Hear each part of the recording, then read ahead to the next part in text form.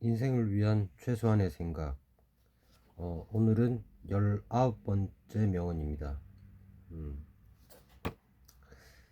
이 책은 신영주님과 고영성님께서 이제 지으신 책인데요. 지었다기보다는 이제 명언에 대한 어, 그 해설, 그 저자분들의 어떤 인사이트를 담은 책이라고 할 수 있는데요. 정말 저자분들이 그 자신만만할 만큼 이렇게 요 근래에 많은 생각들을 하게 해준 책이 있었나 싶은 생각이 듭니다. 그래서 꼭 한번 뭐 이 영상을 몇 분이나 보시겠습니까마는 그래도 이 책을 알지 못하는 상태에서 우연히 이 영상을 클릭하신 분들은 꼭 그 책을 직접 한번 읽어 보시기를 권합니다. 인생을 위한 최소한의 생각이라는 책과 세트라면 거의 세트 같은 개념의 거인을 읽다라는 명언집을 꼭 직접 한번 읽어 보시기를 권하고요. 저는 그 저자분들의 어떤 조언대로 그 책을 읽으면 이 책을 읽으면서 저 나름대로 느낌 같은 것들을 책에 여백으로 적기도 하고 뭐 밑줄도 좀 긋고 그러면서 이제 그런 것들을 또 그 다음날 아침에 이제 필사를 그대로 다시 하고요. 그리고 이제 퇴근하고 나서 그 메모들을 포함해서 이제 제가 이렇게 낭독을 하고 있습니다. 이 유튜브의 큰 목적은 낭독하는 기록을 남기는 것이죠. 그래서 저의 뭐 어떤 그 지적 수준이나 뭐 인사이트나 이런 것들이 저자분들에게 어떤 따라갈 수도 없는 거기 때문에 음, 인연이 닿아서 이 영상을 보시게 된 분들이라면 책을 꼭 직접 읽어 보시고요. 그리고 저자분들이 직접 이 또 강의를 하시는 유튜브 영상들이 있기 때문에 그런 부분도 꼭 한번 검색을 하셔서 저자들의 직강을 들어보시기를 권합니다. 자, 그럼 오늘 19번째 명언 먼저 읽어 드리겠습니다. 레이 브래드버리라는 분의 말이라고 하는데요. 이분은 미국의 SF 환상 소설가라고 합니다. 문화를 파괴하기 위해 책을 태울 필요는 없다. 사람들이 책을 읽지 않게 만들기만 하면 된다. 전 이 문장 읽었을 때 일단 저 중국의 문화 대혁명이라고 하죠. 그 시대의 뻘짓이었죠. 싸그리 뭐 책뿐만 아니고 그건 뭐 여러 가지 문화재를 비롯하여 뭐 지식인들을 대거 숙청한 그런 어이없는 일이었는데 그대로 가면은 뭐 역시 또 중국이지만 분서갱유 뭐 이런 사건도 있었죠. 모든 서적들을 다 불태워버리는 그 어떤 그 법가의 사상, 법가의 어떤 책들을 제외한 모든 육아의 어떤 경전이나 모든 이런 것들을 쓸모없다. 뭐 이런 식으로 해서 이제 책을 태워버리는 그런 사건들이 있었죠. 근데 음, 어떤 문화를 파괴하기 위해서 굳이 그렇게 책을 태울 필요도 없다는 거죠. 사람들이 책을 읽지 않게만 만들어도 된다. 예전에 우리나라 같은 경우는 이제 전두환 시절에 그 3S 정책이라고 하나요? 그 사람들의 어떤 관심을 이제 다른 곳으로 돌리기 위해서 뭐 스포츠라든가 섹스, 뭐 스캔들 뭐 이런 식으로 해서 그런 것들을 이렇게 해서 사람들의 어떤 관심을 정치권에서 돌리게 만드는 그런 거죠. 그러니까 이것도 말 그대로 그런 맥락이죠. 사람들이 책을 읽지 않는 문화만 조성해도 그 문화는 파괴될 수 있다라는 얘기인 거죠. 지금 뭐 우리나라의 어떤 독서율이나 이런 것들을 보면 어떤 의미에서는 정말 우리가 K 문화, 뭐 K 방산, 뭐 이렇게 특히 K 컬처 이렇게 해서 굉장히 우리의 어떤 소프트 파워가 커졌다라고 얘기를 하지만 이런 관점에서 보면 좀 우리나라도 심각해지고 있는 게 아닌가. 그래서 우리나라는 특이하게 예전부터 어떤 소수의 천재들이 툭툭 갑툭튀로 튀어나와서 어떤 그 한 분야를 그 멱살 잡고 가는 그런 경우가 꽤 많은데, 이 문화마저도 사실은 그런 상황이 되는 거 아닌가, 어떤 의미에서는.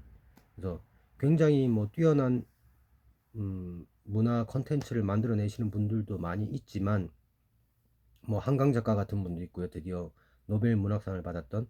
근데 그런 이면에 노벨 문학상 작가를 배출한 나라이면서 이렇게 책을 또 안 읽을 수가 있나. 좀 아이러니하죠. 자, 저자분들의 어떤 해설을 한번 읽어보도록 하겠습니다. 사회의 정신적 근간을 위협하는 가장 치명적인 무기는 무관심이다. 그렇죠. 사랑의 반대는 미움이 아니라 무관심이라고들 하죠. 그만큼 무관심은 좀 치명적인 것이죠. 외부의 힘으로 지식을 탄압하는 야만성보다 스스로 읽기를 멈춘 일상의 나태함이 공동체의 지성을 더 철저히 붕괴시킨다. 책이 사라지는 시점은 종이가 타버릴 때가 아니라 그 안에 담긴 사유의 가치가 사람들의 의식에서 지워질 때이다. 이거 왠지 바로 직전 명언이었던 18번째 명언이었던 우리가 그들을 잊기 전까지 죽은 이들은 결코 우리에게 죽은 존재가 아니다 라는 명언과 굉장히 닮아있는 문장이죠. 그러니까 책이 사라지는 시점은 물리적인 어떤 종이가 타버릴 때가 아니라 그 안에 있는 그 사유의 가치가 사람들의 의식에서 지워질 때다. 스스로 생각하기를 멈춘 사회에서 지식의 생태계는 형체만 남은 채 서서히 고사한다.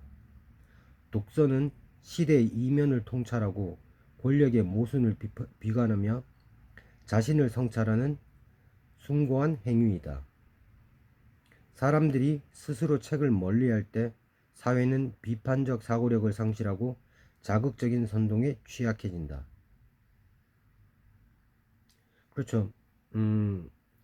특히 이제 요즘 영상물, 저도 유튜브로 지금 기록을 남기고 있습니다만, 영상물들이 굉장히 많이 이제 의존을 하죠, 사람들이. 이 영상물은 직관적으로 정보를 습득시키기는 하는데, 이게 굉장히 수동적일 수밖에 없는 과정이죠. 토론이 가장, 저는 제 생각에는 토론이 가장 좋은 자극이라고 생각하는데, 이게 모든 사람들, 특히 이제 그 토론해 볼 가치가 있는 분들이랑 이렇게 다 해볼 수가 없기 때문에, 현실적으로. 그래서 독서가 굉장히 중요하다라고 생각합니다, 저는. 그리고 이 책을 멀리하게 되면 점점 그 저자분들의 말씀대로 이제 문해력이 약해진다고 하죠. 그래서 이 비판적 사고를 점점 하기 힘들어지고, 그렇기 때문에 깊이 있는 생각을 잘 안 하게 되니까 자극적인 어떤 짧은 선동들에 굉장히 취약해지는 건 맞는 것 같습니다.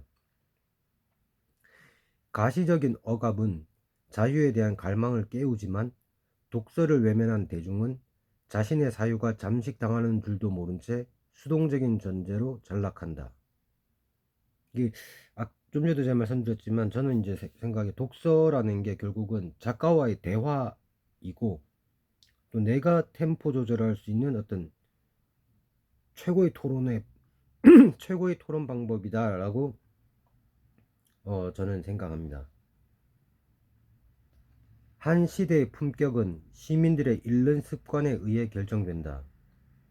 문화를 지키는 일은 소음 속에서도 책을 펼쳐드는 개인의 고요한 저항이다. 우리가 문장을 읽고 끊임없이 질문하기를 포기하지 않는 한 어떤 권력도 우리 내면의 세계를 무너뜨릴 수 없다.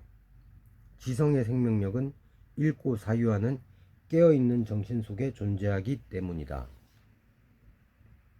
그러니까 독서를 하지 않고 자극적인 동영상 정보에만 빠지면 그 인내력도 점점 사라지는 것 같아요. 그리고 동영상도 점점, 처음에는 유튜브 영상을 많이 보다가 그마저도 지금은 요즘은 쇼츠라고 해서 점점 짧은 영상에 또 의존하게 되죠.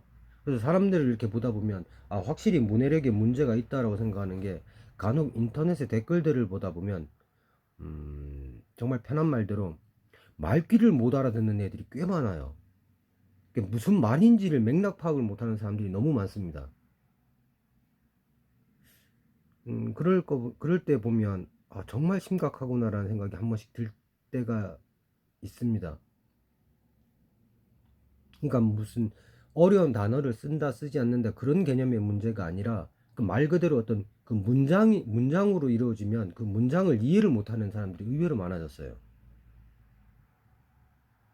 그러니까 이게 독서는 저자분들의 말씀대로 단순한 정보 취득이 아니라 사고 활동의 어떤 그 장이라고 할 수 있기 때문에 독서를 하지 않으면 어휘력이 정말 실생활 범주로 이렇게 한정이 되기 시작하고요. 어휘의 한정이라는 거는 결국은 이제 사고의 한계를 불러오겠죠. 그러니까 긴 글을 안 읽기 시작하면 제대로 된 정보도 사실은 얻을 수 없는 경우가 많고요. 그러니까 저는 저자분들이 강조하시는 대로 정말 저는 독서는 뇌에게 주는 밥과 같다라고 생각하기 때문에 제일 큰 제일 큰 것 중에 하나가 그건 것 같습니다. 이게 독서를 하지 않으면 우리가 외국어 공부할 때 그런 얘기를 많이 하잖아요. 그러니까 실제로 뭐 단어가 뭐 몇만 단어가 있지만 실제적으로 쓰이는 단어는 뭐 3,000개, 4,000개이기 때문에 3, 4천 개 정도의 단어를 외우면 뭐 영어를 어느 정도 어지간한 뭐 현장 영어를 쓸 수 있다. 일상생활에 대화는 가능하다. 그런 얘기들을 많이 하잖아요. 그래서 이게 어학 공부를 시작하려고 하는 사람에게는 꽤 용기를 주는 말일 수 있는데 그죠? 몇만 개를 외워야 한다라고 하면 너무 부담스러운데 심적으로 뭐 한 3천 개, 4천 개 정도만 알아도 기본적인 어떤 대화는 충분히 가능하다. 뭐 이렇게 얘기를 하면 굉장히 그 용기를 받게 되죠. 하지만 이건 거꾸로 얘기하면 우리가 책을 독서를 하지 않으면 우리나라 말마저도 한국어마저도 결국은 늘 일상생활에서 되풀이되면서 쓰는 그 3, 4천 개의 단어만을 계속 돌려 쓰게 될 거라는 얘기고 그렇게 되면 그 사람이 표현하는 것이 그 사람의 어떤 사고의 폭이라고 하는 것처럼 이 사고가 깊어지면 어떤 사고가 깊어짐으로써 쓰는 어떤 어휘가 늘어나고 그렇게 사고가 확장될 수도 있지만 거꾸로 어휘가 줄어들므로 인해서 나의 사고의 영역도 줄어들게 되는 그런 문제점이 생기지 않나 그렇게 생각합니다. 그래서 어, 정말로 독서의 어떤 그 중요성은 몇 번을 강조해도 지나치지 않다. 음, 그래서 보통 우리는 이제 책이라는 걸 어떤 공부, 시험 이런 것들로 인해서 이제 몸서리를 치게 돼서 그 학창 시절이 끝나고 대학교에 이제 입학하고 뭐 이러면 사실상 그 독서를 좀 이렇게 멀리하게 되는 경우가 많은데 독서가 아니죠. 보통 우리나라 사람들이 책을 읽을 때는 거의다가 이제 자격증을 따기 위해서 여러 가지 수험서인 경우가 많죠. 그 순수하게 인문학 서적이나 어떤 과학 교양이나 뭐 역사나 뭐 하다못해 소설이나 그런 것들을 일반적인 어떤 그런 독서를 점점 멀리하게 되죠. 그래서 저자분들께서 이렇게 굉장히 많은 이제 그런 문해력 저하 때문에 이제 그 독서를 많이 하게끔 하기 위해서 많이 노력을 하시는 걸로 이제 알고 있는데 뭐 그런 정도까지는 아니지만 음, 일단 저부터라도 좀 더 좀 더 이렇게 독서를 생활화해서 좀 더 생활화해서 어, 단순히 나이를 먹는 것이 아니라 음, 나이를 먹어가면 그러니까 한 해 한 해 지나감에 따라서 점점 더 조금 더 사려 깊은 사람 이제는 사려 깊은 노인이 되어 갔으면 좋겠다는 생각을 합니다.